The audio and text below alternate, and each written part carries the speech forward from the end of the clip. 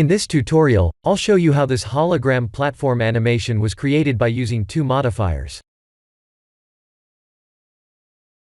If you haven't watched the previous wave modifier tutorial, please watch the video linked in the description below first.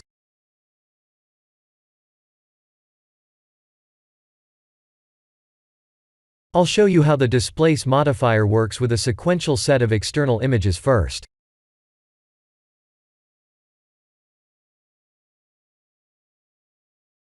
This mesh is using wave and displace modifiers, and this animation was not created by the usual keyframing method. The wave modifier is using the same animation method introduced in the first video, and the displace modifier is using external images. The external images must be named sequentially, and each image will use their sequential numbers as frame numbers. We can create sequential images like this in multiple ways, but I'll only introduce two methods. This image was created by Blender. It's actually a keyframe animation of a text object moving from right to left.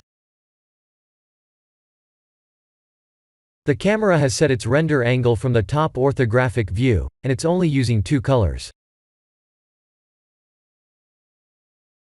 In Blender's displacement environment, dark means lower and bright means higher in terms of their elevation status. By using this method, we can create a displace modifier-based animation of the text object moving from right to left. We don't have to animate this sequence. The animation component is built in, and we only need a set of sequentially numbered images. The displace modifier animation can be used with the wave modifier well, because they both have built-in animation features. They both have special timing features, so we can adjust when the animation would start, or in the wave modifier case, we can tell how fast the animation would play and so on.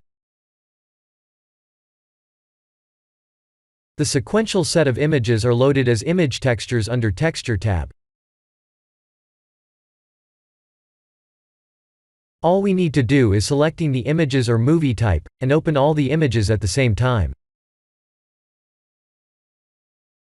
Blender will automatically recognize the numbers, and assign images to proper frame numbers. I'll play the animation frame by frame. Please watch the preview on the right.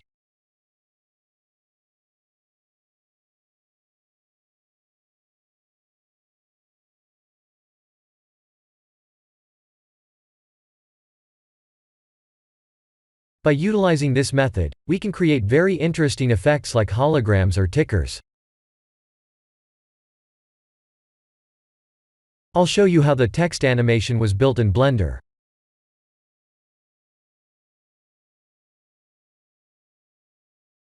I've arranged the color in black and white. As you have already seen previously, the text will be extruded when used as a displace object. To save the animation as sequential images, we must use the file extension as one of the image extensions. The animation part was simple. I have used from 0 to 50 frames, and keyframed 0 at the default location, and 50 at the moved location. Again, this is very important. When we want to produce a set of sequentially numbered images, we must use the image extension. Also, we can't just press F12 to render the scene, because that will only render one frame. After the animation is complete, we must change the file format, and render as animation.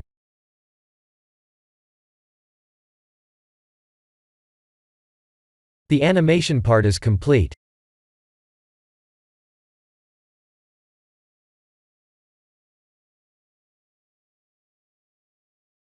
This is how we change the extension.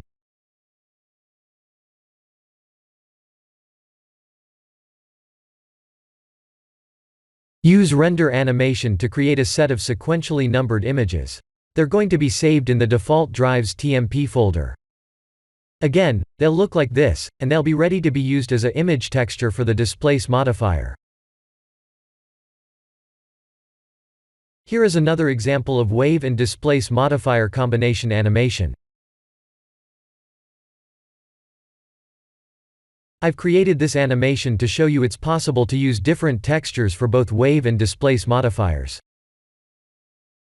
The pattern seen on the animation was created by Voronoi and Noise Textures, and I'll show you how they were used.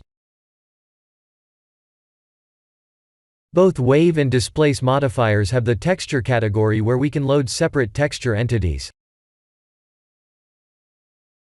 I have loaded the text object into the displace modifier, but it's possible to add that into the wave modifier as an image texture as well. By the way, there's a bug that the preview won't update even after changing the texture. Go to another frame, and the correct preview will show up.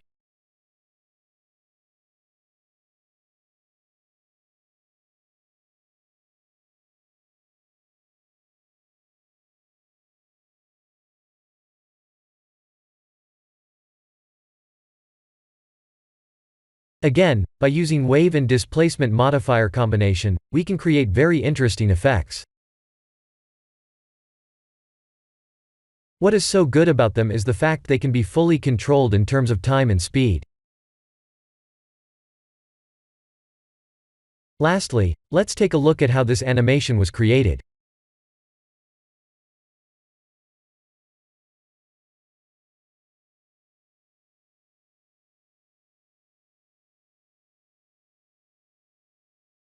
It's the same wave and displacement modifier animation.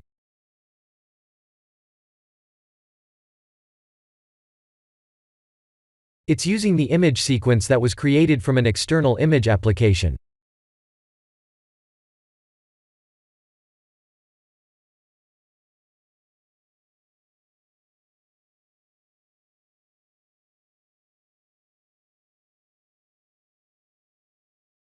This is the image I have created in Photoshop, but the same image can be created in Krita or any other applications. On the first layer, fill with black. Create a new layer and create a white and hollow square. Save the default image as 15.jpg, and lower the square layer's opacity little by little until we don't see the square and keep saving the files. Create any shapes or drawings this way, and import them as displacement image textures into Blender. If the color fades, its height will become lower in Blender. I have mixed the noise texture with the wave modifier to create an opening illusion, so I can fuse it with the sequentially numbered images.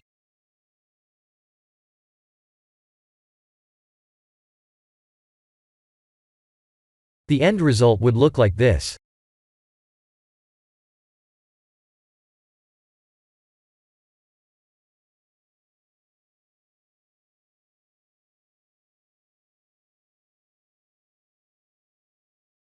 Here are the settings.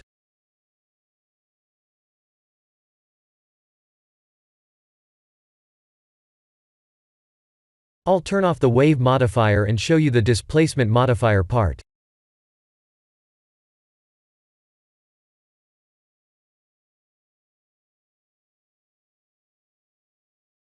The displacement modifier is using image textures that were composed of sequentially numbered images created by Photoshop. The animation doesn't begin from frame 0, because I have adjusted the modifier's setting to do so. By changing the settings, we can tell Blender when to use the images to elevate only certain parts of the mesh.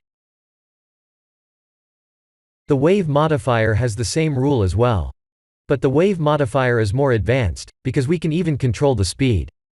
To change the displacement modifier's speed, we must use more images to make the animation to run slower. Life means for how long the noise wave will play. Mine is set to stop at 28, meaning the animation will only play once and stop at 28. For the displacement modifier, we must go to the texture section to assign start and stop time to control its start time. This means we can synchronize both modifiers to create a special illusion. In our case, that would be a noisy wave creating a square. The current animation is not in sync on purpose, so I can show you how to synchronize them. It's all up to how many animation frames and sequential images are there. By trial and error, we can match when they would start and end. By matching the start and end time, we can create a wonderful illusion like this. I'll show you how this gets done. Please watch how I'm changing the start time for the displace modifier. What we need to do is finding when the noisy wave is passing the position the square would stand at the end.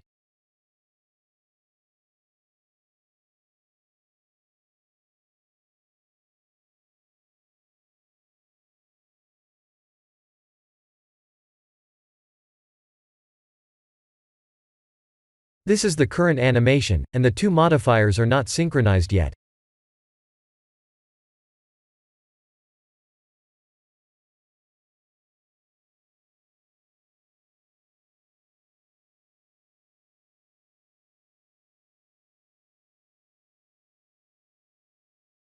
I'd say we should change the displacement modifier's start frame to 15 to synchronize with the noisy wave.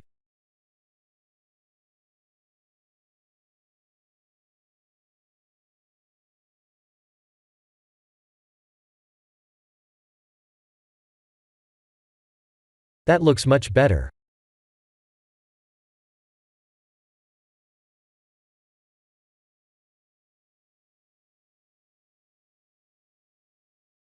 This is the end of the tutorial. Thank you for watching.